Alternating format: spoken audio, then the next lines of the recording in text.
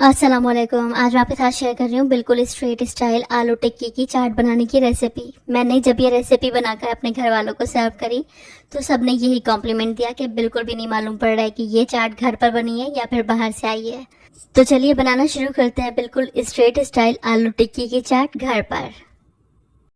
Crispy आलू टिक्की की चाट बनाने का जो सबसे पहला फार्मूला है वो ये है कि आपको आलूओं को पहले से उबाल लेना है और फिर इनको 4-5 घंटे के लिए फ्रिज में रख देना है। यानी कि जो आप आलू यूज़ करें वो बिल्कुल चिल्ड यानी कि एकदम ठंडे होने चाहिए। जब आप ये प्रोसीजर करके आलू टिक्की की चाट बनाते हैं तो आपकी जो आलू टिक्की की चाट बनती है यानी कि जो आलू की टिक्कियाँ बनती हैं वो बिल्कुल क्रिस्पी बनती हैं। जैसे कि स्ट्रेट स्टाइल चाट की टिक्कियाँ होती हैं ना, एकदम क्रिस्पी, बिल्कुल वैसे बनेंगी। तो आलू को उबाल लीजिएगा और इनको ठंडा कर लीजिएगा। उसके बाद इसको छीलिएगा और मैश करिएगा। तो यहाँ पर सभी आलू मैंने छील लिए। अब हमें इसको एक पोटैटो मैशर की मदद से मैश कर लेना है। इतनी अच्छी तरह से मैश करेंगे कि इसमें लम्स नहीं हो। कोशिश करिएगा कि मैक्सिमम अच्छे से मैश कर लें, या फिर आप चाहें तो इनको ग्रेट भी कर सकते हैं। तो यहाँ पर आलू मैंने मैश कर लिए। अब हमें इसमें कुछ मसाले ऐड करने हैं। तो 1 टीस्पून मैंने इसमें नमक डाला है और 1 टीस्पून डालेंगे कुटी हुई लाल मिर्चें, या फिर टेस्ट के हिसाब से डाल लीजिएगा। अब हम इसमें इसका मेन इंग्रेडिएंट डालेंगे। 4 टेबल स्पून डालेंगे चावल का आटा।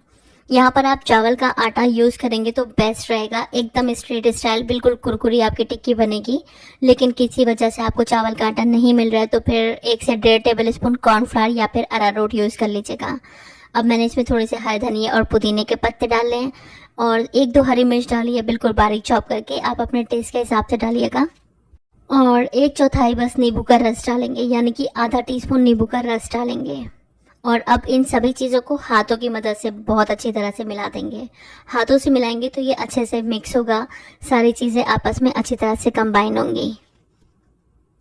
अब हमें बना लेनी है टिक्की। तो एक छोटा छोटा सा पोर्शन लेंगे टिक्की जितना और इसको टिक्की का शेप दे देंगे। तो इस तरह से मैंने यहाँ पर टिक्की बना ली है। सारी टिक्कियाँ इसी तरह से हमें बना लेनी है।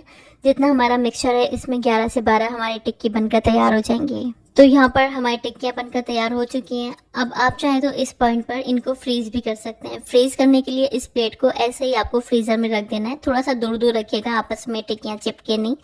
और जब ये बिल्कुल चिल्ड हो जाएंगी, फ्रीज हो जाएंगी, यानी कि थोड़ा सा इनमें बर्फ़ जमने लगेगी, तब आप किसी भी जिपलॉक बैग में या फिर कंटेनर में इसको रख कर 15 से 20 दिन के लिए आराम से फ्रीज करके यूज़ कर सकती हैं।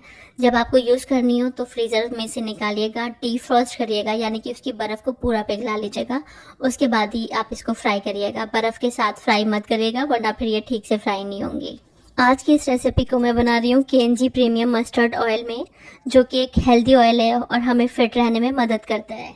मैं इस तेल को काफ़ी टाइम से यूज़ कर रही हूँ और ये बहुत अच्छा तेल है। अगर आप भी KNG प्रीमियम मस्टर्ड ऑयल में खाना बनाना चाहते हैं तो इसका लिंक मैंने डिस्क्रिप्शन बॉक्स में दिया हुआ है, वहाँ जाकर आप इसको खरीद सकते हैं। इस तेल की खासियत ये भी है कि इस तेल में खाना हेल्दी तो बनता है, साथ में टेस्टी भी बनता है। डिस्क्रिप्शन बॉक्स में कूपन कोड दिया हुआ है, उस कोड को अप्लाई करके जब आप KNG ऑफिशियल वेबसाइट से इसको बाय करेंगे तो आपको 40% का डिस्काउंट मिलेगा। इनकी वेबसाइट है www.kngagrofood.com। डिस्क्रिप्शन बॉक्स में आपको सारी डिटेल्स मिल जाएंगी।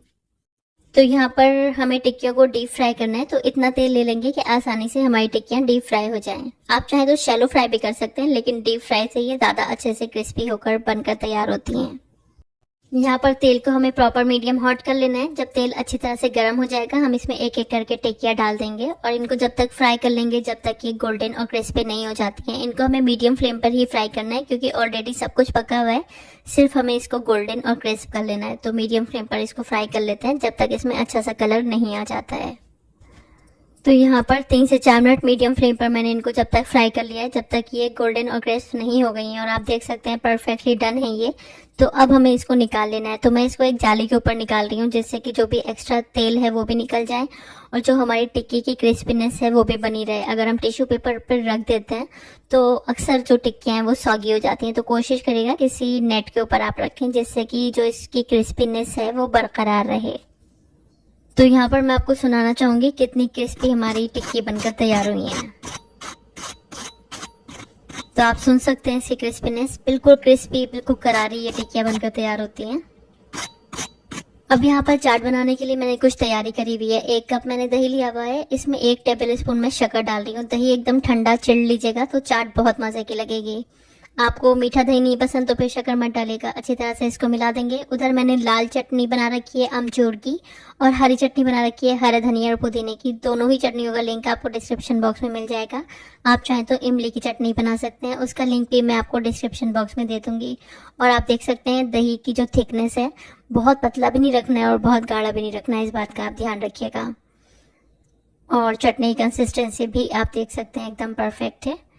چلیے اب فٹافٹ سے اسٹریٹ والے بھیا جیسی چاٹ بنا لیتے ہیں. تو ٹکی کو ہمیں تھوڑا تھوڑا سا توڑ لینا ہے. تو یہاں پر میں 3 ٹکی کی چاٹ بنا رہی ہوں. آپ چاہیں تو 2 کی بنا لیں یا 4 کی بنا لیں, جیسا آپ کی مرضی. اس کے اوپر ہم ڈالیں گے ٹھنڈا اور میٹھا دہی. تو دہی کی کوانٹٹی بھی آپ اپنے ٹیسٹ کے حساب سے رکھیے گا. مجھے چاٹ میں زیادہ دہی پسند ہے تو میں تھوڑا زیادہ یہاں پر ڈال رہی ہوں. اور میں ڈال رہی ہوں اس میں ہری چٹنی, اس کے ساتھ ڈالیں گے لال چٹنی. اس کے اوپر ہم چھڑکیں گے تھوڑا سا کالا نمک, بھنا ہوا زیرہ اور کٹی ہوئی لال مرچیں. اگر بچوں کے لیے بنا رہے ہیں تو کٹی ہوئی لال مرچ مت ڈالیے گا. تھوڑی سی پیاز ڈالیں گے اور تھوڑے سے ٹماٹر ڈالیں گے. آپ کے پاس انار ہیں تو وہ بھی ڈال لیجیے گا. اور یہ میں نے آلو بھجیا ڈالی ہے. تو چاٹ جس طرح سے چاہیں آپ اس طرح سے اس کو اوپر سے گارنش کر سکتے ہیں. جو کچھ بھی آپ کو پسند ہو وہ سب کچھ آپ اس میں ڈال سکتے ہیں.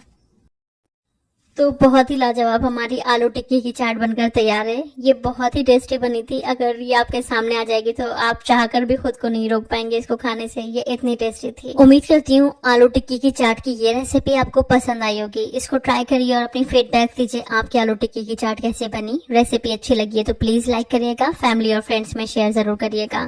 چینل پر پہلی بار آئے تو میری آپ سے ہمبل ریکویسٹ ہے, بنا سبسکرائب کے مت جائے گا.